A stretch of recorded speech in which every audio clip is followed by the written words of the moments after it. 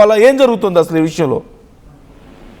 నందు, ఇక్కడ కొండ సుస్మిత పటేల్ చేసినటువంటి వ్యాఖ్యల తర్వాత తీవ్ర దుమారం వేగిన నేపథ్యంలో మరి కొండ ఇప్పుడున్నటువంటి జరుగుతున్నటువంటి ప్రస్తుతం అంటే నిన్న వరకు జరిగినటువంటి పరిణామాలు చూస్తే అసలు కొండ దారి ఎటువైపు అన్నటువంటి ఆలోచనలు మాత్రం కనిపిస్తున్నాయి. అయితే దీనికి సంబంధించి కూడా ఒక చిన్న వార్తలు మాత్రం ఇక్కడ వైరల్ అవుతున్నటువంటి పరిస్థితి. జనసేన పార్టీలోకి కొండ సుస్మిత పటేల్ వెళ్తున్నటువంటి ఒక ఊహాగానాలు మాత్రం జరుగుతున్నాయి. అయితే దీనిపై కూడా పూర్తి స్థాయిలో ఒక క్లారిటీతో ఉన్నట్టు తెలుస్తుంది. జనసేనకు సంబంధించిన ఒక కీలక నేతతోటి కూడా తను అంటే తన అనుచరులు కూడా కలిసినట్టుగా సమాచారం అయితే వస్తుంది.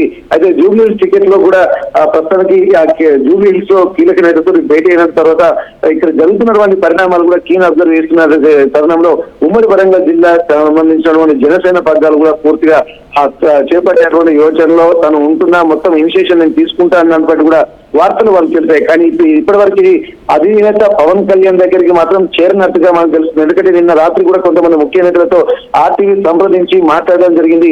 వారు మాత్రం స్పష్టంగా ఒక క్లారిటీ అయితే ఇచ్చారు. ఇప్పటి వరకు మాకు అది మా దృష్టికి మాత్రం రాలేదు. కాకపోతే బయట మాత్రం వైరల్ అవుతుంది అందరూ అనుకుంటున్నారు. కానీ ఇప్పటి వరకు మా కీలక నేతలతో ఎవరు చర్చించలేదు అన్నటువంటి విషయాలు కూడా ముఖ్య నేతలు చెప్పినటువంటి పరిస్థితి. వరంగల్ జిల్లాలో కూడా మొన్న ఇక్కడ జనసేన పార్టీ బలోపేతానికి ఒక ఆత్మీయ సమ్మేళనానికి వచ్చినటువంటి జనసేన నేతలు, రాష్ట్ర అధ్యక్షులు అలాగే ప్రధాన కార్యదర్శులు వీళ్ళందరూ కూడా వచ్చినటువంటి నేపథ్యంలో జనసేనకు కొంత గట్టి సపోర్ట్ యువత నుంచి కూడా వచ్చినట్టుగా మనకు స్పష్టంగా తెలిసింది. కానీ ఇట్లాంటి వ్యవస్థను దృష్టిలో పెట్టుకుని ఒకవేళ ఉమ్మడి వరంగల్ జిల్లాలో కూడా జనసేన పార్టీని బలోపేతం చేయాలంటే కూడా ఒక పార్టీలోకి బలమైన నేత అవసరం అన్నటువంటి నిర్ణయానికి కూడా జనసేన వచ్చినట్టుగా తెలుస్తుంది. మరి ఇట్లాంటి సమయంలో కూడా మరి కొండ సుస్మిత చేసినటువంటి వ్యాఖ్యలు మరి ముందస్తు సమాచారంతో తను ఒక ఆల్టర్నేట్ చూసుకొని చేసిందా అన్నటువంటి ఒక అనుమానాలు కూడా కలుగుతున్నాయి. మరి ఆ తర్వాత జరుగుతున్నటువంటి పరిణామాలతోటి ఇక్కడ ఏం జరగబోతుంది అన్నటువంటి ఉత్కంఠ మాత్రం ఇప్పటి వరకు జనసేనలో కూడా కొన్నేళ్ల నుంచి ఉన్నటువంటి వాళ్ళు కూడా వాళ్ళతో కూడా సంప్రదించడం జరిగింది. అయితే ఇక్కడ ఒక చిన్న విషయాన్ని గమనించాల్సిన అవసరం ఉంటుంది. కొండ సుస్మిత పటేల్ మాత్రం ఒక నేతను మాత్రం కలిశారన్నది వాస్తవం. కాకపోతే అది పూర్తి స్థాయిలో అధిష్టానంతో చర్చలు జరగలేదు.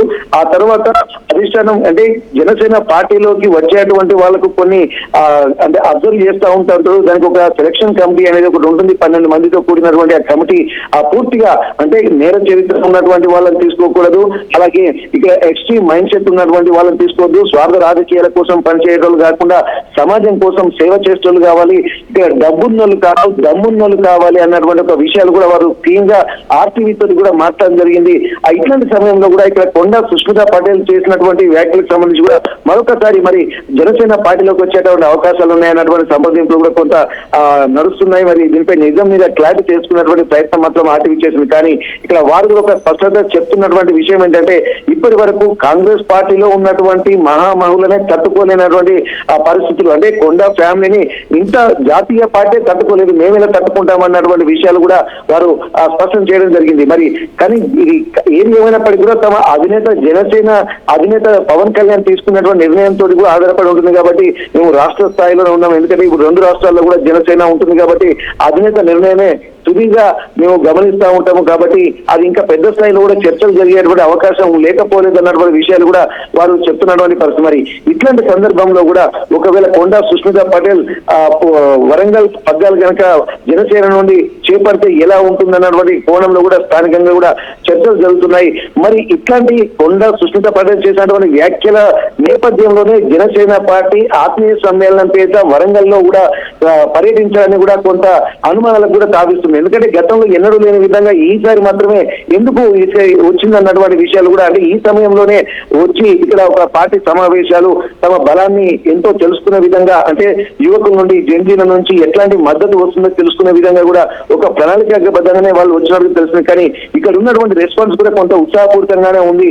న్యూ ఎన్వైరన్మెంట్ అయితే క్రియేట్ అయ్యేటువంటి అవకాశం ఉంది. ఒక ప్రత్యామ్నాయ రాజకీయాలకు Janasena party care of address గా నిలవబోతుంది అన్నటువంటి విషయాలు కూడా జనసేన ప్రధాన కార్యదర్శి సాగర్ అలాగే ఇక్కడ అధ్యక్షులు శంకర్ గౌడ్ లాంటి వాళ్ళు కూడా చెప్తున్న నేపథ్యంలో ఇక్కడ పార్టీ ఎందుకంటే తెలంగాణ రాష్ట్రంలో వరంగల్ నుండి ఏదైనా మొదలు పెట్టేటువంటి అవకాశాలు కనిపిస్తుంది. వరంగల్లో ఒకవేళ పట్టు సాధించగలిగితే మళ్ళీ మిగిలిన ప్రాంతాల్లో కూడా ప్రభావం ఉంటుంది. కాబట్టి ఇట్లాంటి ఆలోచనలు కూడా ఇక్కడ జనసేన చేసి ఇంకొక ప్రయోగాత్మకంగా కూడా మొన్న ఆత్మీయ సమ్మేళనాన్ని పెట్టినట్టుగా మనం గమనించాల్సిన అవసరం కనిపిస్తుంది. మరి ఇట్లాంటి సందర్భంలో కొండ సుస్మిత పటేల్ జనసేన పార్టీ ఒకవేళ వెళ్ళినప్పటికీ కూడా ఆ జనసేన పార్టీ ఈ కొండ కుటుంబాన్ని తట్టుకుంటుందా లేదా అన్నది కూడా ఇక్కడ ఉన్నటువంటి వాళ్ళు ఆలోచిస్తున్నటువంటి పరిస్థితి. మరి చూడాలి, ఎందుకంటే ఇక్కడ ఒక కాపు సామాజిక వర్గం కావడంతో జనసేన వైపు కూడా ఆ కొండ సుస్మిత చూస్తున్నట్టుగా తెలుస్తుంది.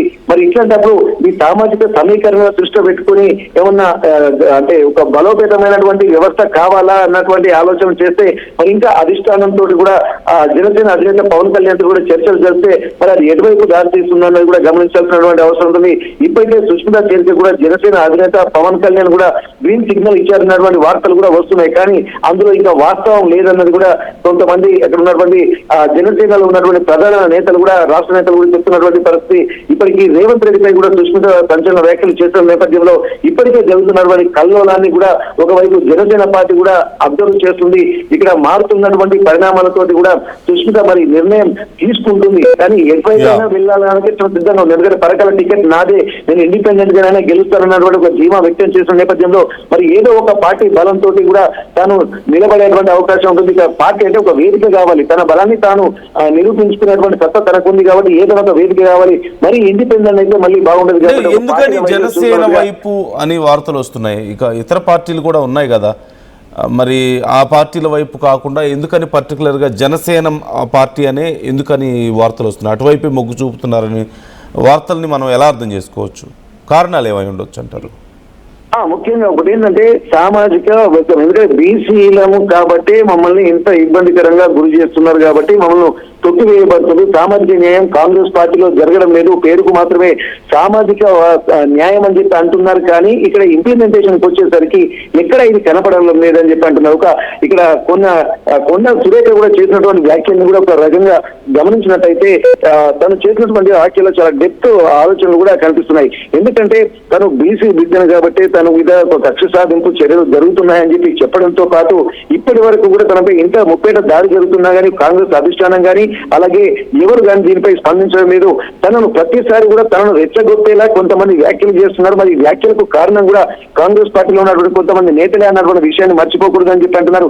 ఒకవేళ సీఎం రేవంత్ రెడ్డి పరకాలలో కనుక టికెట్ కు సంబంధించినటువంటి అంశం లేవనెత్తి ఉండకపోతే ఇదంతా జరిగేదే కాదు. అంటే దీనికి చర్చకు తెరలేపింది కూడా సీఎం రేవంత్ రెడ్డి అన్నటువంటి విషయాలు కూడా వారు చెప్తున్నటువంటి పరిస్థితి. మరి ఇట్లాంటప్పుడు మమ్మల్ని కావాలని ఒక స్ట్రాటజికల్ గా వ్యూహాత్మకంగానే ఒక్కొక్కరితోటి మమ్మల్ని పార్టీలో ఉండనియకుండా కాంగ్రెస్ పార్టీ వాళ్ళే ఇక్కడ మమ్మల్ని పార్టీలో ఉండకుండా చేసినటువంటి కుట్రలు జరుగుతున్నాయన్నది ప్రధాన ఆరోపణ. వారి యొక్క అంతరార్థం కూడా ఆ విధంగానే ఉంటుంది. వారు చెప్పినటువంటి క్రమశిక్షణ సంఘం చైర్మన్ మల్లు రవి గారికి కూడా చేసినటువంటి వ్యాఖ్యల సారాంశం కూడా ఇదే కనిపిస్తుంది. మరి అట్లాంటప్పుడు తమను పార్టీలో లేకుండా చేసేటువంటి ప్రయత్నాలు జరుగుతున్నప్పుడు మరి దీని మీద ఎందుకు అన్నటువంటి అధిష్టానం కూడా స్పందించలేదు. కానీ ఇట్లాంటి సందర్భంలో నేను ఇక్కడ ముందు ఇనిషియేషన్ తీసుకుంటున్న తర్వాత సామాజిక న్యాయం దీంట్లో జరగదు కాబట్టి ఇక్కడ ముందస్తుగా మేము ఒక నిర్ణయానికి కూడా రావాల్సిన అవసరం ఉంటుంది. మమ్మల్ని మేము ప్రొటెక్షన్ చేసుకున్నటువంటి పరిస్థితులు ఉంటుంది అనేటువంటి ఆలోచనతో ఇక్కడ మేము ఇనిషియేషన్ తీసుకున్నామన్న వివరాలు కూడా వారి మాటల్లో కనిపిస్తున్నాయి. మరి ఇప్పుడు ఖచ్చితంగా సామాజిక న్యాయం అంటున్నటువంటి జనసేన పార్టీలోకి కూడా అంటే వీళ్ళు వెళ్ళేటువంటి ప్రయత్నాలు అయితే జరుగుతున్నాయి. కానీ మరి జనసేనకు ఉన్నటువంటి norms and conditions terms and conditions బట్టి కూడా మరి వాళ్ళు వీరిని యాక్సెప్ట్ చేస్తారా లేదా మరి చర్చలు జరుగుతున్నాయి అన్నటువంటి వార్తలు కూడా వస్తున్నాయి. కాకపోతే ఈ విషయం కూడా వారి జనసేన పార్టీ దృష్టికి కూడా వెళ్ళినట్టుగా సమాచారం. మరి ఇప్పుడు చర్చలు కూడా ఇంకా జరగలేదు, పూర్తి స్థాయిలో జరగలేదు. ఒక సమాచారం అంటే ఇప్పుడు వారు రావాలా వద్దా, తీసుకోవాలా వద్దా, మరి చర్చలు జరపాలా వద్దా అన్నటువంటి కోణంలో కూడా అంతవరకే ఉంది. కాకపోతే కొంతమంది నేతల్ని సంప్రదించారు కానీ దీనిపై పూర్తిగా చర్చలు జరగలేదు. ఇక జరిగిన తర్వాత మరి ఎట్లాంటి పరిణామాలు ఉంటాయో వేచి చూడాల్సినటువంటి పరిస్థితి నందు. Right thank you Venkataratnam, thanks for the details. మొత్తం మీద కొండా సుస్మిత